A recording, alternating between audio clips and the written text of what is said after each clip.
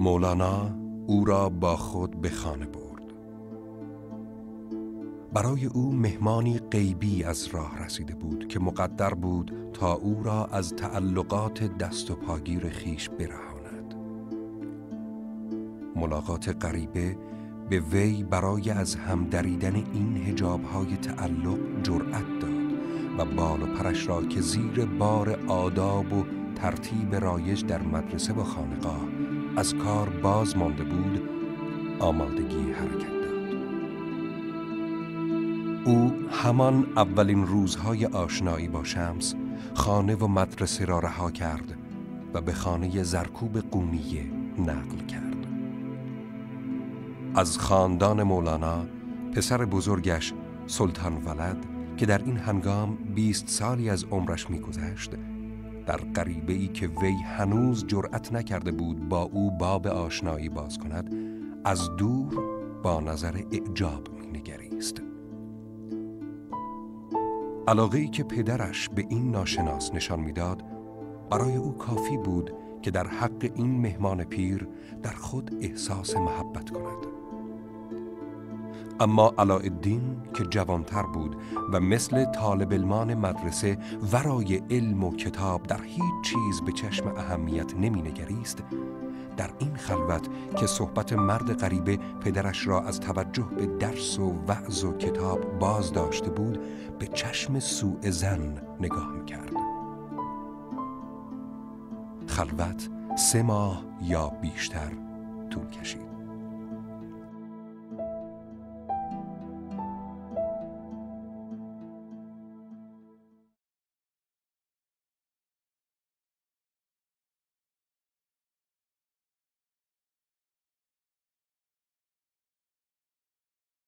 به نام خدا. گزیده است از قصه فقیر روزی طلب بی واسطه کسب از دفتر 6 مثنوی شریف. در اصطلاح عرفا انسان مجموعه تمامی عوالم وجوده،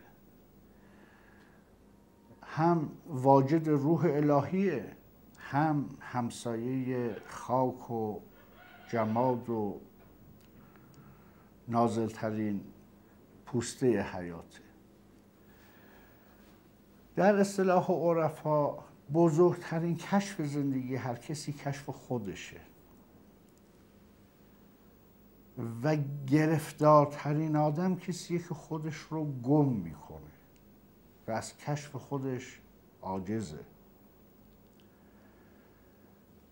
مولوی بارها اشاره میکنه که کسانی که به وجود خودشون پی میبرن و کشف میکنن، اینها به استغنا میرسن و از نقص و نوائب بری میشن. اما این کشف تمامیت توان و شعور و روح انسان رو به کار میگیره تا حاصل بشه. مولوی میفرماد تو هنوز ناپدیدی، تو جمال خود ندیدی. این عیب بزرگ ما اینه که با خودمون بیگانه ایم.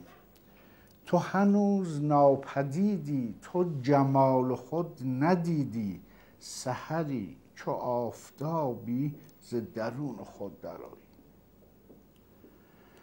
باز در جای دیگه میفرماد که خویشتن نشناخت نیکو آدمی، از فزونی آمد و شد در کمی. به قول حضرت حافظ میفرمان که سالها دل طلب جام جم از ما میکرد، اون چه خود داشت ز بیگانه تمنا میکرد.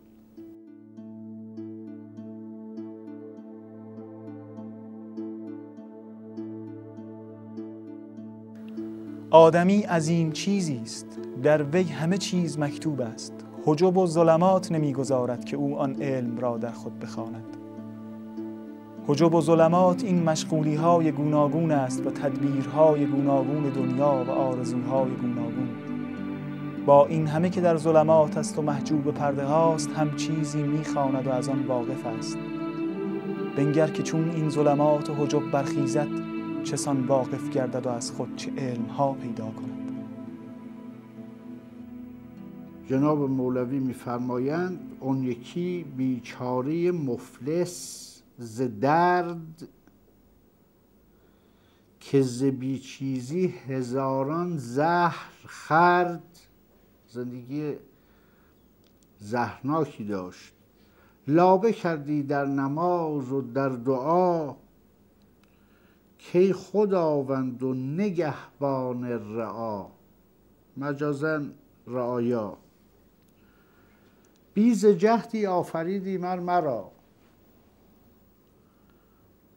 بی فن من روزیم ده زین سرا.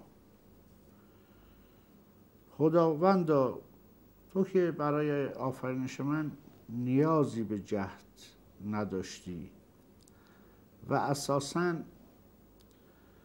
در حیطه قدرت تو میتونه پیروزی بی تلاش وقتی عنایت باشه حاصل بشه. پس به من لطفی کن که روزی من بدون تلاش تأمین بشه. 5 گوهر دادیم در درج سر، 5 حس دیگری هم مستتر. چون که در خلاقیم تنها تویی، کار رزاقیم تو کن مستوی. تنها آفریدگار من هستی، امور معاش من را تو هموار و راست کن. سالها زو این دعا بسیار شد، عاقبت زاری او برکار شد. دعا جواب داد. اینه که عرفا به دعا امیدوارن، دعا رو نقد میدونن، نسیه نمیدونن. شما وقتی به مثنوی توجه میفرمایید میبینید مولوی عمیق‌ترین، رمزآلودترین و زیباترین مناجات ها و دعاها رو داره. مثلا میفرماد باز باشه باب رحمت تا ابد، بارگاه ما له کفوا احد. منگر اندر ما مکن در ما نظر، اندر اکرام و سخای خود نگر. ما نبودیم و تقاضامان نبود، لطف تو ناگفته ما میشنود. ما عدمهاییم و هستیها نما، تو وجود مطلق فانی نما. سایه خود از سر من بر مدار، بیقرارم بیقرارم بیقرار. بفکن از من حمل ناهموار را، تا ببینم روضه ابرار را.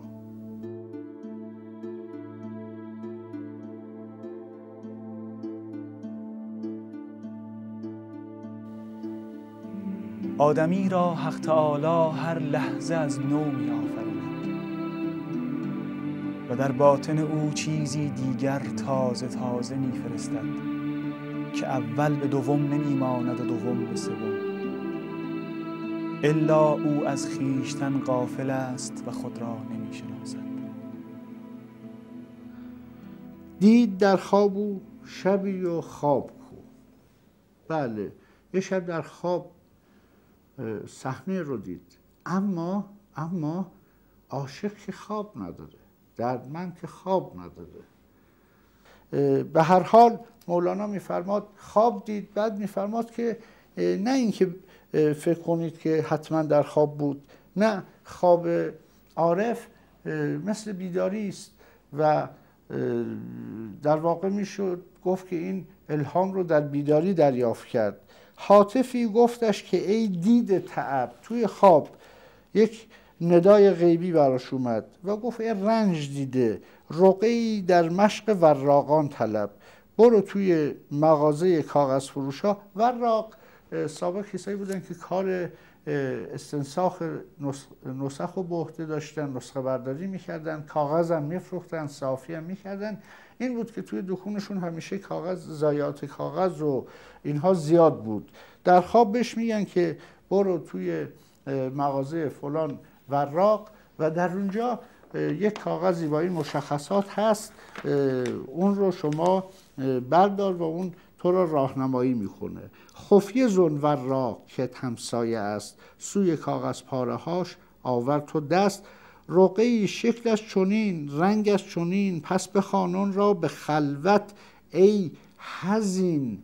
چون به دزدی آن ز وراق پسر، وقتی پنهانی اون رو بردی، پس برون رو زنبهی و شور و شر. تو بخوانون را به خود، برای خودت بخوان، در خلوتی هین مجو در خواندن آن شرکتی. و برو این رو تنها بخوان. همینجا من یه اشاره کوتاه بکنم که انسان با دو حالت در وجود خودش باید خیلی مانوس باشه، یکی جلوت و یکی هم خلوت. همونجوری که حضور واجد اهمیته، همونجور تنهایی هم واجد اهمیته. گاهی بسیاری از استعدادهای ما فقط در خلوت فعال میشن و بارور میشن. ور شود اون فاش هم غمگین مشو. البته اگه اسرار اون نامه هم فاش شد، زیاد نگران و ناراحت نباش که نیابد غیر تو زن نیم جو. اگرم فاش شد سعی کن فاش نشه، ولی اگرم فاش شد ناراحت نشو. چرا؟ برای اینکه نصیب کسی دیگه نمیشه، این مقدره که مال تو باشه. این مرزها گرچه برای آدم در امر ظاهر محاسبش دشواره، ولی وجود داره. گاهی مقدرات اون چنان قاطع و دقیق عمل میکنن که اگر یک چیزی قسمت یک سالکی بشه، 1000 نفر دست به دست هم بدن اون رو محو کنن و یا جلو وصول اون رو بگیرن، امکان نداره. اینجا میفرماد که اگرم یه وقت کسی فهمید ناراحت نشو، چون به کسی دیگه این گنج نخواهد رسید. این بگفت و دست خود اون مژده ور، بر دل او زد که رو زحمت ببر. اون هاتف غیبی دستی به عنوان صمیمیت زد تو سینه این، گفت برو دنبال این کار که این زحمت ها و این رنج ها و اینا دیگه از بین بره.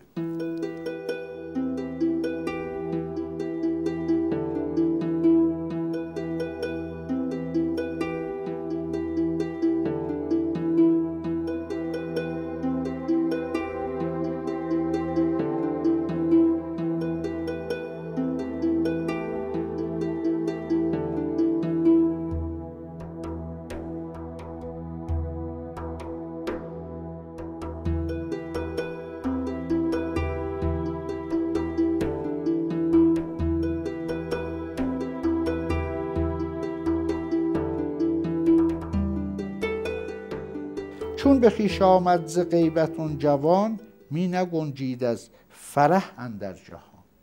وقتی از اون حالت درونی و تمرکز درونی اومد بیرون، عمیقاً منبسط شد.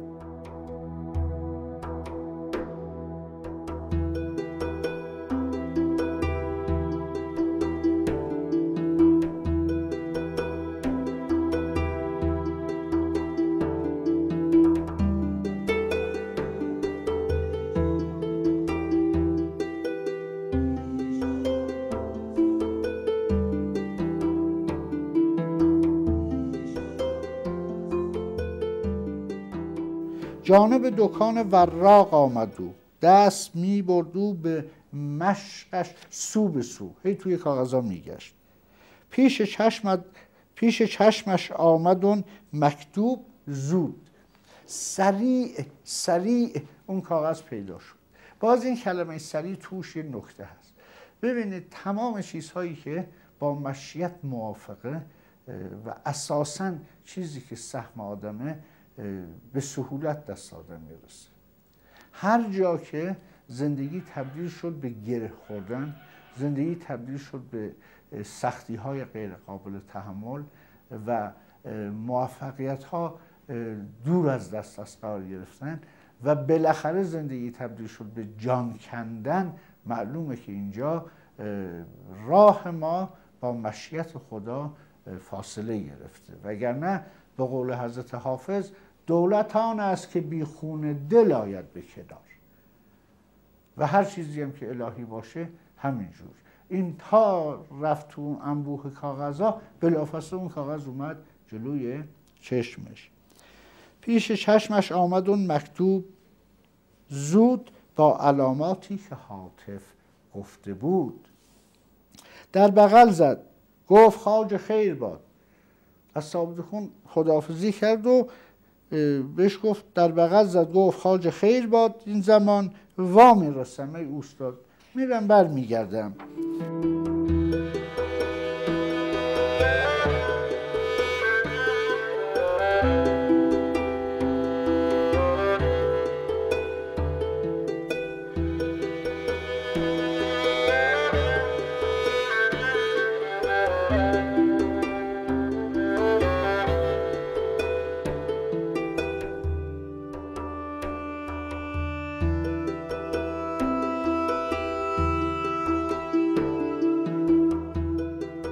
رفت کنج خلوت ایوان را بخواند و از تحیر واله و حیران بماند.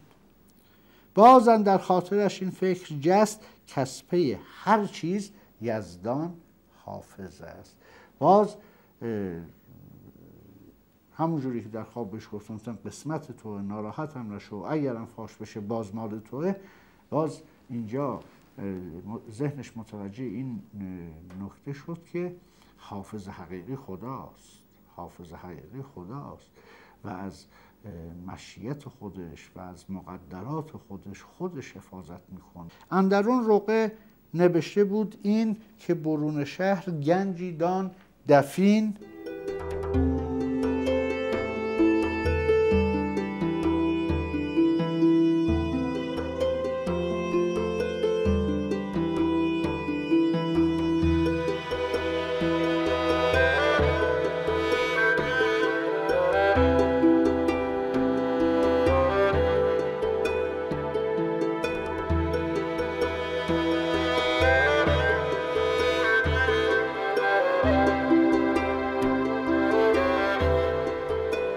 اون فلان قبه یعنی گنبد که در وی مشهد است. مشهد یعنی محل شهادت، ولی به احترام به قبر بزرگانم میگن مشهد. آن فلان گنبد که در وی مشهد است، پشت او در شهر و در فتفد است. پشت اون قبه به سمت شهر، ولی در اون بارگاه به سمت بیابانه. فتفد یعنی بیابان. پشت باوی کن تو رو در قبله آر، وانگهان از قوس تیری برگزار. برو اونجا کمانی ببر و پشت به اون گنبد بکن و از قوس کمان یه تیری رها کن.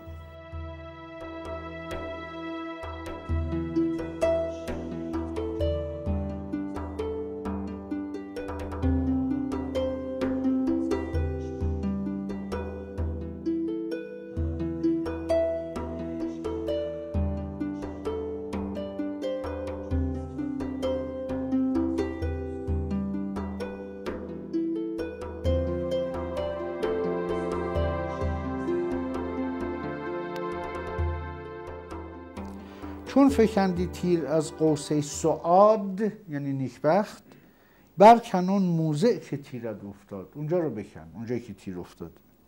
پس کمان سخت آورد اون فتا.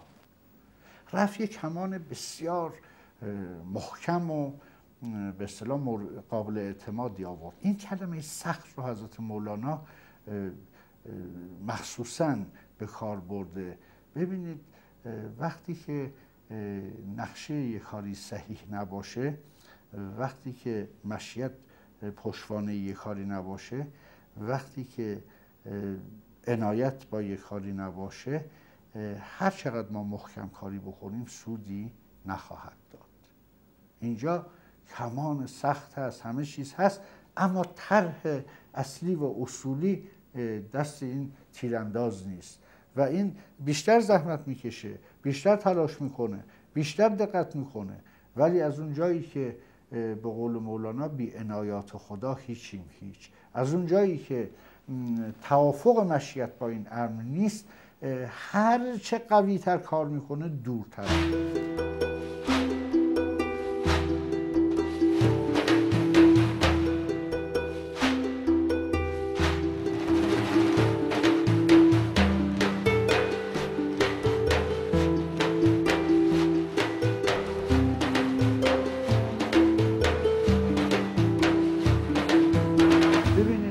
وقتی که از جاده اصلی منحرف بشه، هر چه جلوتر بره گرفتارتره، مگه شانس بیاره خیلی زود بفهمه که باید دور بزنه برگرده. دقیقاً در مورد حضرت حق هم همینجوره، سالک هر چه از خدا دور بشه گرفتاریش بیشتره. حالا در اون دور شدن هر نوع تکنیکی به کار ببره، هر نوع حیله‌ای به کار ببره، هر نوع فنی به کار ببره، هر نوع فلسفه‌ای پشتش باشه، اونجا دیگه پشت کردن به اون جاده موفقیت و موفقیت در اون راه انحرافی عین شکست، عین شکست. اینجا پس کمان سخت آوردن فتا جوان، تیر پرانید در صحن فضا، زو تبر آورد، فوراً رفت یه تبرم آورد، زو تبر آورد و بیل، او شاد شاد، کند اون موزه که تیرش افتاد، کند شد هم او و هم بیل و تبر، هم خودش خسته شد هم بیلش کند شد. خود ندید از گنج پنهانی اثر، دید اصلا خبری از گنج نیست، خبری از گنج نیست. همچنین هر روز تیر انداختی، لیک جای گنج را نشناختی.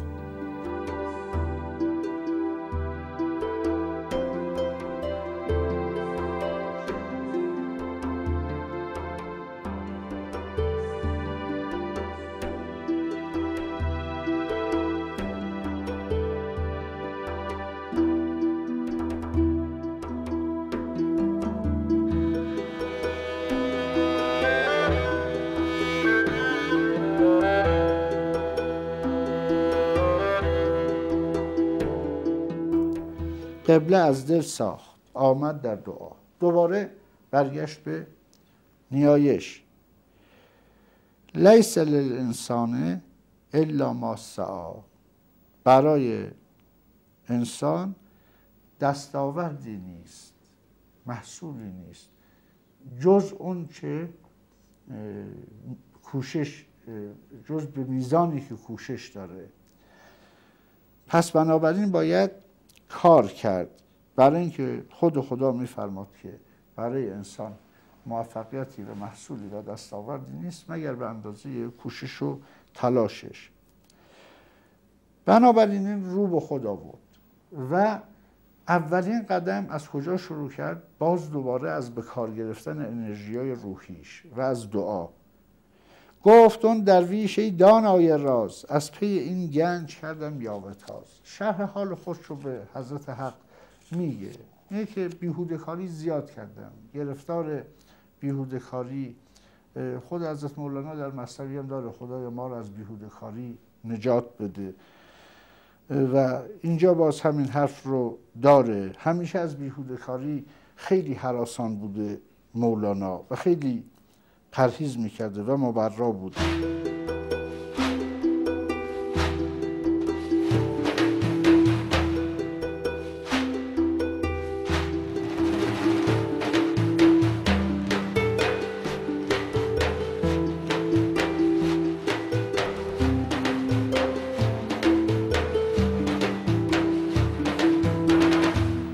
اندرین بودو که الهام آمدش، در دعا جواب گرفت، کشف شد این مشکلات از ایزدش، کو بگفتد در کمان تیری بنه، گفتن تیر بذار تو کمان. کی بگفتندت که اندر کش تو زه، از فضولی تو کمان افراشتی، صنعت قواسی برداشتی. ترک این سخت کمانی را بگو، در کمان نه تیر و پریدن مجو. چون بیفتد برکن اونجا میطلب، زور بگذار و به زاری جو ذهب.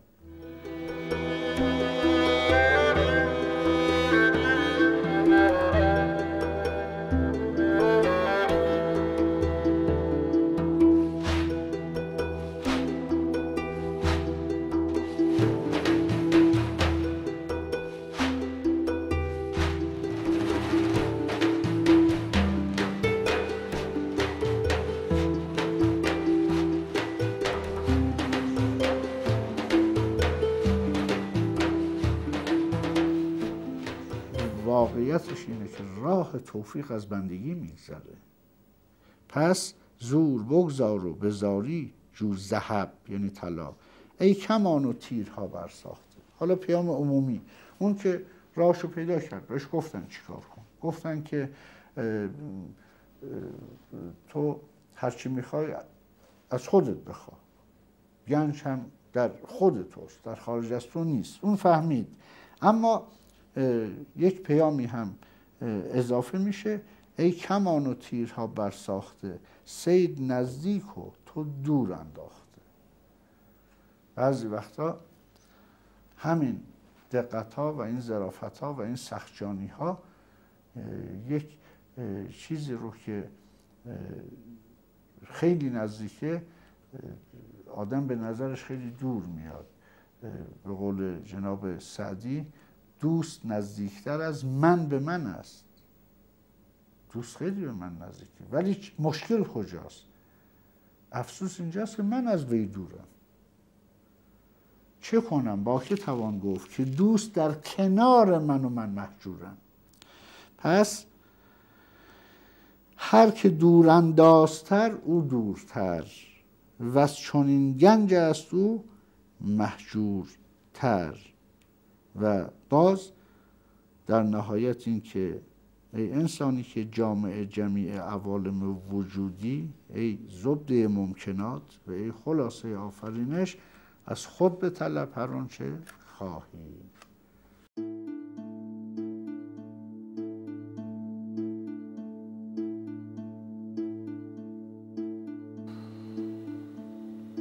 آمدیم بهانه می آوری که من خود را به کارهای عالی صرف می کنم. علوم فقه و حکمت و منطق و نجوم و طب و غیره تحصیل می کنم. آخر این همه برای توست، اگر فقه هست برای آن است تا کسی از دست تو نان نرباید و جامعت را نکند، تو را نکشد، تا تو به سلامت باشی. و اگر نجوم است احوال فلک و تأثیر آن در زمین، از ارزانی و گرانی و امن و خوف همه تعلق به احوال تو دارد، هم برای توست. و اگر استاره است از سعد و نحس به طالع تو تعلق دارد، هم برای توست. چون تأمل کنی اصل تو باشی و اینها همه فرع تو. چون فرع تو را چندین تفاصیل و عجایب ها و احوال ها و عالم های بلعجب بی نهایت باشد، بنگر که تو را که اصلی چه احوال ها باشد. چون فرعهای تو را عروج و هبوط و سعد و نحس باشد، تو را که اصلی بنگر که چه عروج و هبوط در عالم ارواح و سعد و نحس و نفع و ضر باشد. که فلان روح آن خاصیت دارد و از او ایناید، فلان کار را می شاید.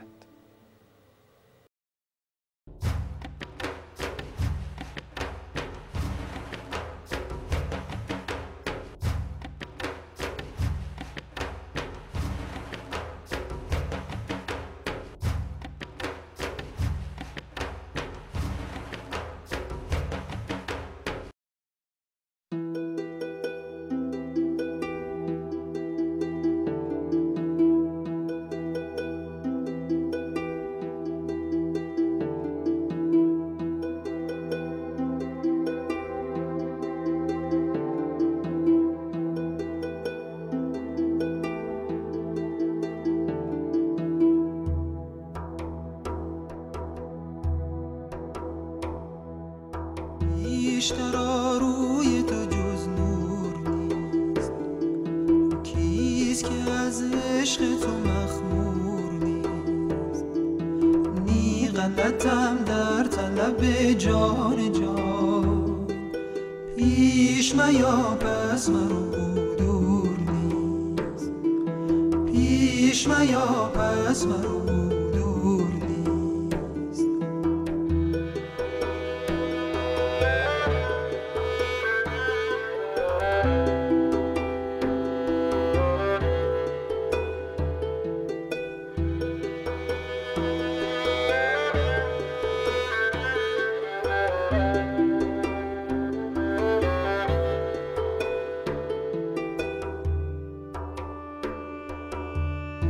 جوان کو خورد آب حیات، مرگ بر اون ناف تو میسور نیست.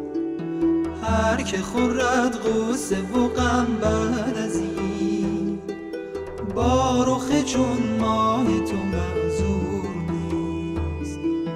با رخ چون ماه تو معذور نیست.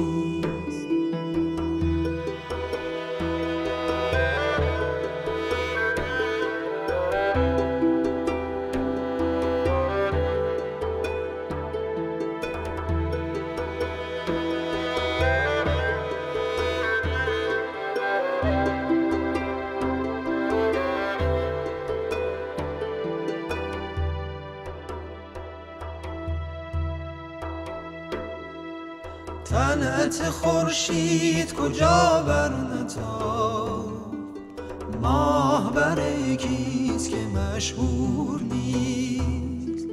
هر دل بی عشق اگر پادشاست، جز کفن اطلس و جز گور نیست. مفخر تبریز تویی شمس دین، گفتن اسرار تو دستور نیست. مفخر تبریز تویی شمس دین، گفتن اسرار تو دستور نیست.